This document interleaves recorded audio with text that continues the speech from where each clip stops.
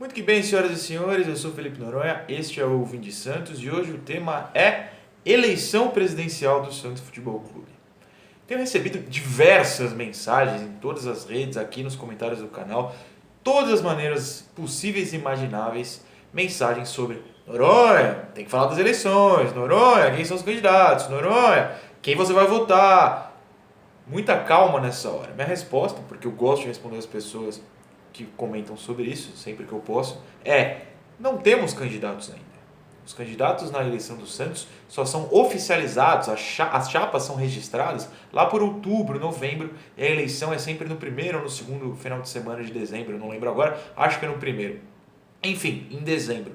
Então, antes não tem muito o que falar. Mesmo assim, as perguntas chegam e eu vou respondê-las agora. Mas vamos por partes. Por que eu estou fazendo isso agora? Eu estava fazendo uma live no Instagram da Santos Play, meu amigo Marlon, que não é meu irmão, apesar de ser Noronha também.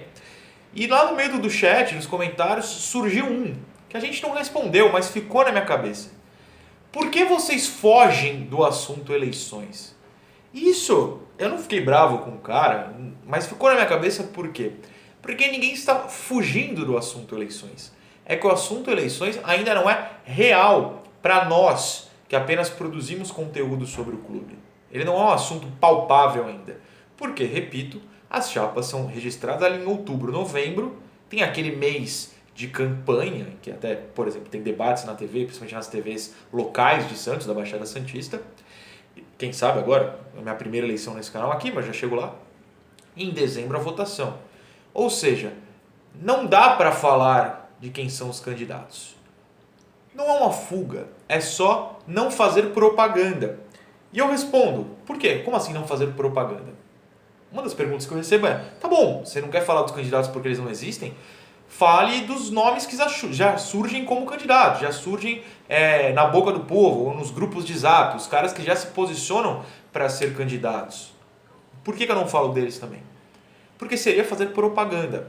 Se eu trago um cara desses que fala que vai ser candidato e dou espaço para ele falar no meu canal, parece que eu sou ou a favor dele ou contra os outros. Se eu trago todos, é dar espaço para que esses caras falem as suas ideias, que a gente não sabe se são possíveis, se eles têm de fato condição. Eles vão entrando na cabeça do eleitor, do sócio do Santos, há mais de um ano. Lembre-se, para votar na eleição você precisa ser sócio há pelo menos um ano. Né? Então, em dezembro, só quem virou sócio no máximo em dezembro de 2019 vai poder votar. Esses caras vão falar, vão criar milagres, entrar na cabeça do torcedor e já vão ter uma vantagem. E eu não posso dar vantagem para ninguém. Eu não posso ter os caras aqui fazendo propaganda, às vezes iludindo o torcedor, porque isso cria uma vantagem. Eu não posso, eu tenho que chegar lá em outubro, novembro, com todos iguais, para aí sim eu poder trazê-los ao meu canal. Repito, já chego nisso, vamos com calma. Outra, se um cara fala muito mal aqui no canal alguma coisa, ele pode estar nervoso, por exemplo, se perdeu, não estava num bom dia, parece que eu fiz uma propaganda negativa desse cara, que eu sou contra esse cara, que eu dei espaço ou que eu forcei esse cara a ir mal, então eu odeio esse cara. Quando na verdade não é isso, então eu não quero nem abrir essa possibilidade de alguém pensar isso. Não seria bom, porém, eu dar espaço, como alguns outros já estão dando, eu sou contra isso, né? Como estou me posicionando, mas cada um tem a sua opção. Não seria bom dar espaço para as ideias irem surgindo, para o debate começar?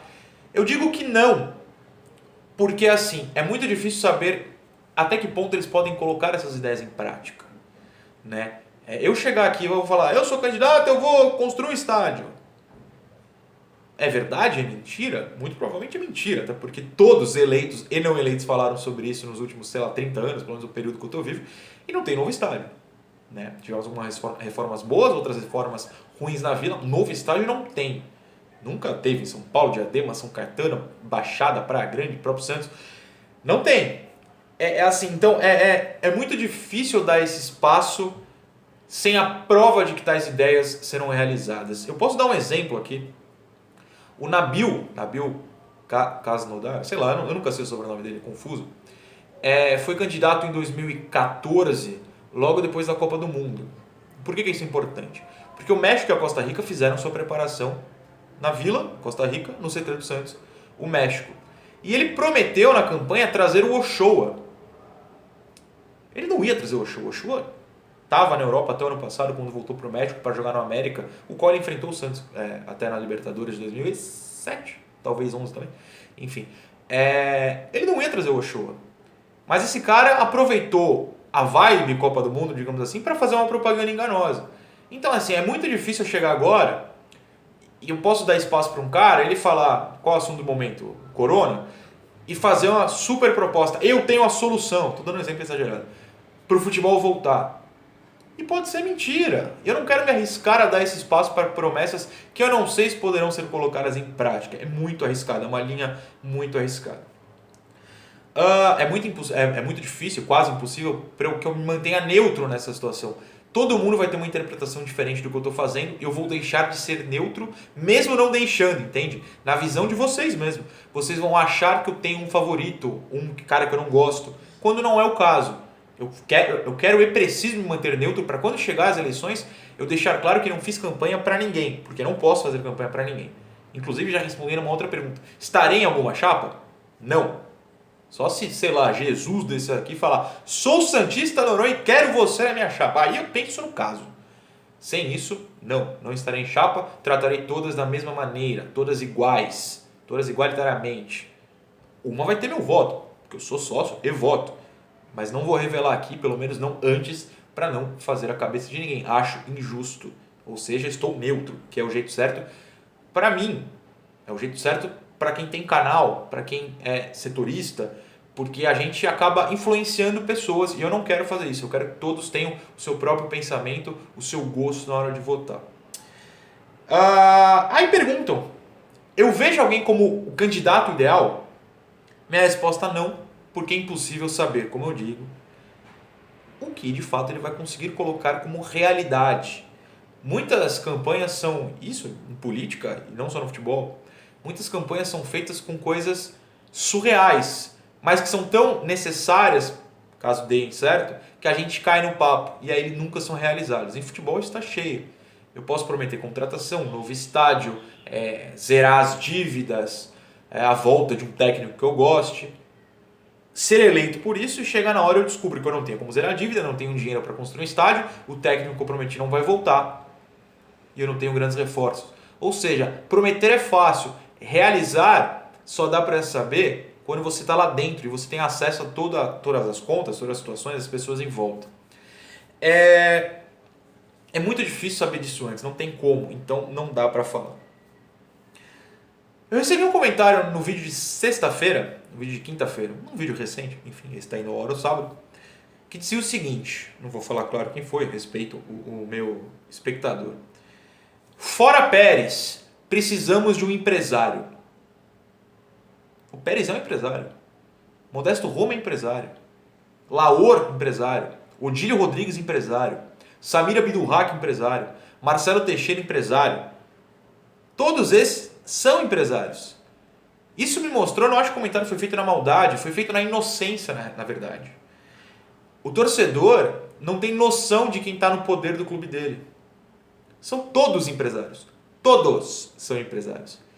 Sabe por que eles são empresários? Porque só empresários têm dinheiro o suficiente para ser presidente de um clube, no sentido de que o presidente não recebe salário. E é o que eu falo, por exemplo, da minha pessoa. Sabe qual é a minha maior justificativa para não nem brincar de ser presidente? De fazer a campanha para ser presidente? Porque eu não posso ficar 3 anos, que é o mandato do Santos hoje, sem salário. Como é que eu ia comer? Aí o pessoal respondeu outro dia no canal, a gente faz a vaquinha. Não, tudo bem, vale a brincadeira. Mas não dá, né? Já esses caras têm como. Por quê? Vamos usar o Teixeira como exemplo. Por que ele foi 10 anos presidente do Santos? Porque ele tem o conglomerado Unisanta, né, e outras plataformas. Ele não precisa do Santos para ganhar dinheiro. Inclusive ele colocou o dinheiro no Santos. O Santos ficou devendo para o Teixeira. Por que o Pérez não precisa do salário de presidente, que não existe? Porque ele tem a empresa dele lá, sei lá o que o Pérez faz, não interessa. Mas ele é rico anteriormente. E esse é um dos meus temores por clube empresa. Muita gente pergunta, não, você é a favor, você é contra? Eu falo, eu sou contra por medo. E um dos meus medos é, se todos esses caras são presidentes, são empresários, mas sem o poder completo, eles não são donos do clube, imagine esses caras sendo dono do clube. Quando cansa a brincadeira, como acontece em vários times da Europa, a dívida fica, mas o cara vai embora. Quem vai pagar a dívida? O próximo comprador, o próximo presidente, enfim. É muito poder centralizado. E qual uma das grandes reclamações sobre o Pérez hoje? Que ele centraliza o poder. Clube empresa é um cara lá centralizado. Entendeu? Ele passa a ser dono do clube. Por isso é o meu medo. Esses caras têm dinheiro, eles estão aí num projeto de poder. Até recebi uma pergunta no Instagram. Mas Noronha, como assim? Então por que eles são presidentes se eles não recebem salário? Projeto de poder. Olha a fama que recebe um presidente. Olha as oportunidades de dar entrevista todo dia em rádios e TV. Claro, tem o contraponto, que você vira uma janela de vidro. Mas você tem o poder. Ter o poder é sedutor, né? Ainda mais pra gente rica. Essa é a realidade. Os caras estão lá para o projeto de poder. Poder comandar, mandar no clube que eles torcem desde a infância. Imagina, se eu for rico, sei lá, aos meus 50, 60 anos, e eu quiser ter esse projeto de poder, eu vou ser presidente de um clube que eu torço desde pequeno. Que quando eu tinha 30, eu tinha um canal aqui falando pro pessoal. É puro projeto de poder. E eu tenho muito medo de projetos de poder. Qual é a solução, então? Bom, aí vem a resposta mais fácil. Eu não faço ideia. Eu não faço ideia porque não tem uma solução, né? Não tem uma solução. A solução mais palpável é a gente votar no candidato correto. Mas como é que a gente vai saber qual é o candidato correto antes dele entrar? Porque assim, pesquisem, você que vota, né? Fique de olho na composição das chapas. De repente o nome que encabeça a chapa é novo, mas o vice é das corjas de sempre, os conselheiros da chapa são da corja de sempre, a promessa de quem vai ser do marketing, da comunicação, os assessores, todo mundo que vai trabalhar com cara, os diretores, são os mesmos de sempre. Então eles usam um nome novo para enganar no topo, mas o poder fica nos mesmos de sempre, que podem não ter o cargo máximo, mas terão poder. Um exemplo que eu dou é que quem é o presidente do conselho hoje é o Marcelo Teixeira, que foi presidente do Santos por 10 anos, entre 99 e 2009, e antes lá em 93, 94, por aí. Eu não estou falando mal do Teixeira, estou falando que o poder segue na mão das mesmas pessoas. Orlando Rolo foi candidato uma vez, é vice hoje, mesmas pessoas, mesmo que numa chapa diferente. São sempre os mesmos candidatos. Modesto Roma era um nome novo, né? Até porque o pai dele tinha sido presidente há sei lá quantos anos. Mas eram as mesmas pessoas, era o mesmo grupo do próprio Teixeira. O próprio Laor, que eu gosto, foi eleito com as mesmas pessoas que por anos e anos e anos perderam no Teixeira em eleição.